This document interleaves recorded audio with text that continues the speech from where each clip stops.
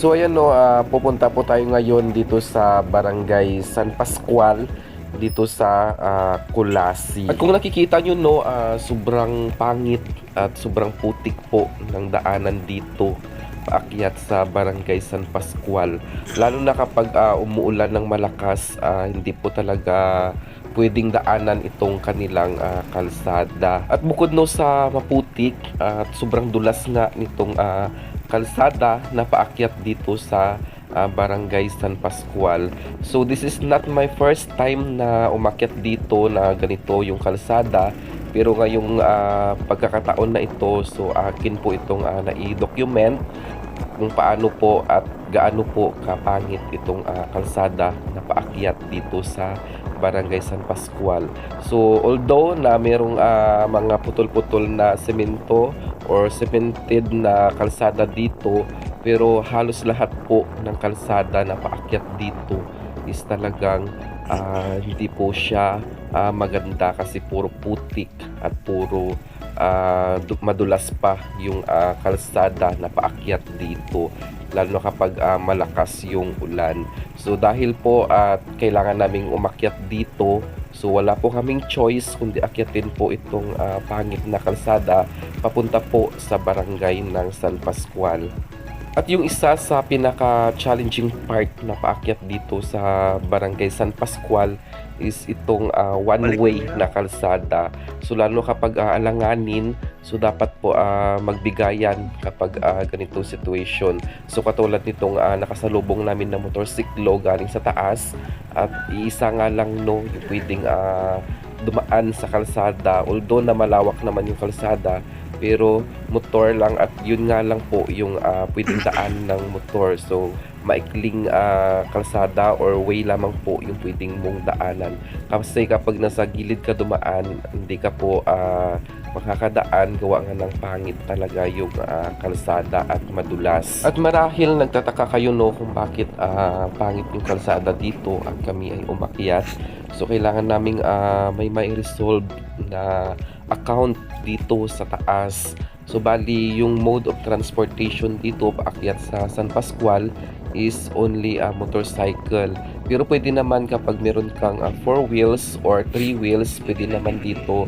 Pero dapat hindi ganito kadulas yung daanan at napakadelikado po kapag 3 wheels yung inyong sasakyan paakyat dito katulad nito. So bali ang dulas po nitong kalsada na aming binabaan at medyo mahirap po yung pagmaniobra kapag ganito kadulas yung daanan. So hindi lang po itong San Pascual yung inakyat namin na bundok na pangit yung kalsada.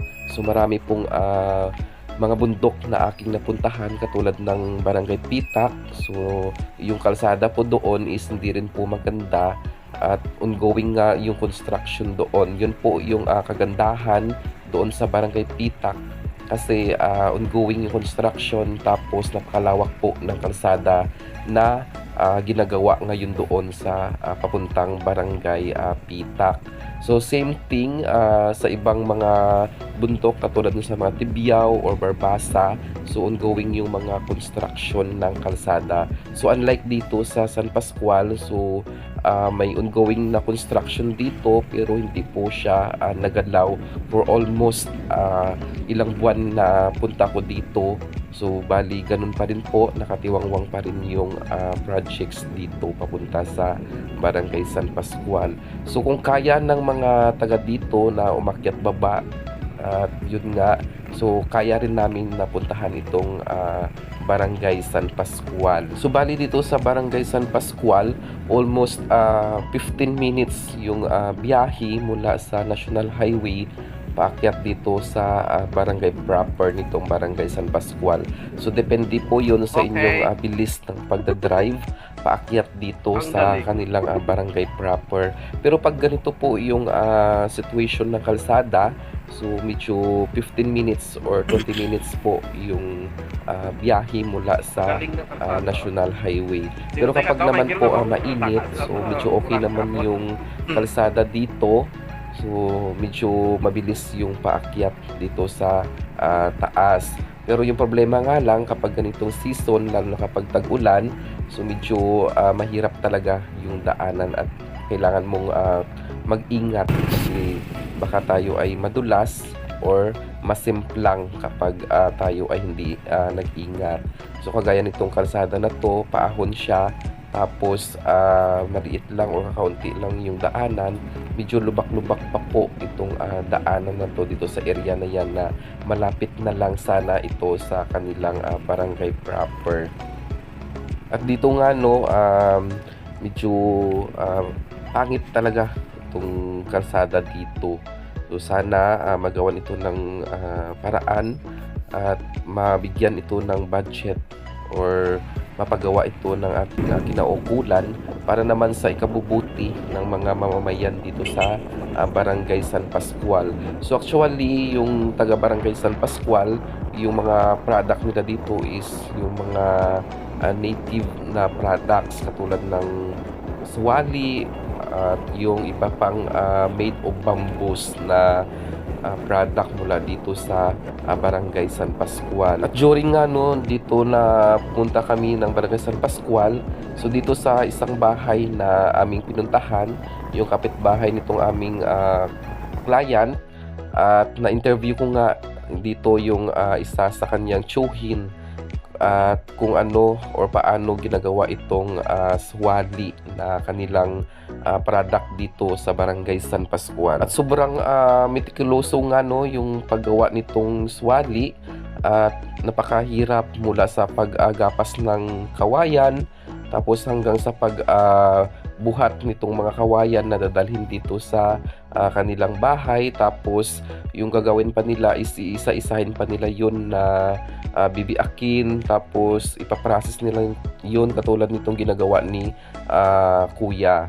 So bali kanya itong nililinis at saka bago ito tuklapin sa maninipis na bahagi or maninipis itong kawayan bago ito maging isang swali. At sa aking pagtatanong kay kuya kung magkano yung isang buo na swali katulad nitong aking pinakita. So based sa kanya nasa 320 lamang po yung isang buo na yan na swali. So bali 320 yan po yung price na kinukuha sa kanila nung buyer mula dito. So hindi ko rin alam kung magkano na yan pagdating dito sa marketplace or dito sa baba. Pero kapag dito po sa Barangay San Pascual, only 300 pesos lamang po itong swali na yan. At sa akin ngang pagtatanong, so mula sa paggapas nitong kawayan hanggang sa pagbuo nitong swali, so medyo napaka-metikuloso talaga o napakahirap itong gawin. So wala naman daw silang magagawa kasi yun yung presyo na kuha sa kanila. At kapag sila naman yung direct na magbebenta, so medyo mahihirapan pa silang maghanap ng buyer. At hindi lamang po yun itong kawayan na kanilang ginagamit sa paggawa ng sawali at kanila pa itong binibili. So based dito kay kuya, bali 12 na piraso nitong kawayan is 300 pesos. So bali sila pa yung gagapas nun doon sa puno mismo ng kawayan. Tapos kanila itong bibiyakin, puputulin kung gaano kahaba yung kanilang sukat nitong sawali. So bali sa 12 piraso na yun, 6 hanggang 7 na swali lamang po yung kanilang magagawa na product nitong kawayan na 12 piraso. At based nga doon sa computation, so 320 times mo sa 6 or 7 piraso, so nasa mahigit 2,000 lamang yung product na kanilang maibibenta. So pero based sa aking pagtatanong, yung isang swali is isang araw nila yun gagawin. Hindi pa doon kasama yung katulad nitong ginagawa ni kuya. So kailangan muna nila itong gawin, tapos tsaka nila ito lalahin ng isang araw yung isang swali. So kung ating isipin, medyo mahirap at medyo matagal po yung process sa paggawa nitong suwali. Kaya lang medyo napakamura kapag dito talaga kinuha itong product na ito. Para kanimo bay nung okay man kanimo nga 320 lang ang presyo kang imo nga produkto nga ginaobra. Hindi ano bagay sa iyawan mo makamaan ng pangudaan. Karang ito anong tingot mo ko kanang amo profesyon sa babaw. Ano sa tanda dito ang kaulog na. So medyo lugi gid no. Tingin na bakal nyo man ang kawayan or inyo gid nga napirabay ang isa ka layon. Namun kayo pinanid. Pinanid. Panit labog lang ako sa berlada ng nakaparay. Jadi ang kawayan nyo talaga ginabakal eh. Pinanid. Pinanid na kani. 24 utot. So bali musik ahot. Ano ya daw. Musik layon. 12 ka layon pira. 300 din. 300. Bisa 12 ka layon mga pira ang maubran nyo nga makan. Anong pito? Anong pito man ka ano makan ng magawa nga product. So nasa kung mag 320 nasa ano man nasa 240 ang 300 nyo nga kapital. Tiyan mo lang rin no, medyo badlay kay ti ang inyo nga kabadlay gid nga pag-ubra. So sigurado gid ako nga duro pilas-pilas mo lima dyan karay. Sabay bukod mo dapat man ginaw bulaan mo bangit mo isa. So kamo pa karaang matapas. Kamo pang matapas tapos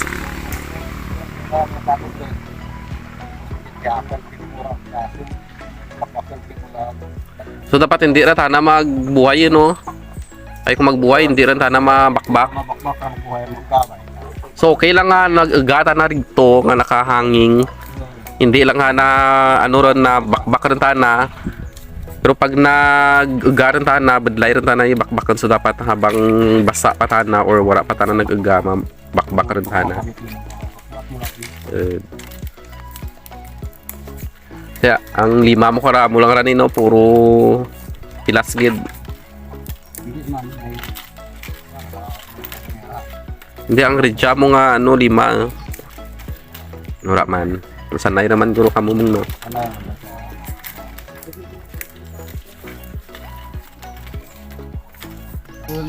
Ano nga parehas ka siya? Hindi, buka pag ikaw mga bilog ba pa yan. Buka mo pag dra tapos iamuhon pag dra. Nasa munta na sa siya. So bali kinanglan manipis na. Tapos before mo tana mahimo nga parehas kaya. Ano kaya no? Before mo tana himo nga supdap nga mo kaya kanipis para maging para sa ito nga mahimo mo tanang nga makan. So duro nga process ang kinanglan mong obrahan no. Kinanglan ihamisan mo tana para sa kang ginobra ni Manong. Anon mo pagsa mo tana sa ana nga ano nga layer by layer. Kaya ganun magnipis tapos andiya nga part bali apat ka baka ya ang amo siya. So bali apat ta na ka busy sa i-build para maging nipis na para maging parehas ka to nga nga amo tong ana nga finished product or amo siya. Mga loop kanto So bali protest pa diyan for natin sa kamakan mga half day sana ko matapos pero ang process na almost 2 days or ang pag-ubra kang supdap or supdap ang tawag ka na lang no? So bali ang presyo na karaan is 320 dyan sa babaw. So bali 320 ang nga price kung dito sa bababulan kang mga bakal pero sa dalam pirang naman ano yung 390. So bali 390 kung dito rin sa marketplace ang andang product. So medyo delay ang pag-process sa pag-ubra pero ang anang presyo naba hindi siya sapat para sa kabudlay nga ginaubra kang mga nag-ubra kang amo siyang product. So let's hope nga hindi man natin pag ibaratan ang mga product nga halin niya sa babaw kay bukod sa badlaya pag-ubra ang aragyan pag-gate kagakanda nga pag-travel, pag-panaog kanda nga mga produkto to sa dalong medyo badlay rayo sa community.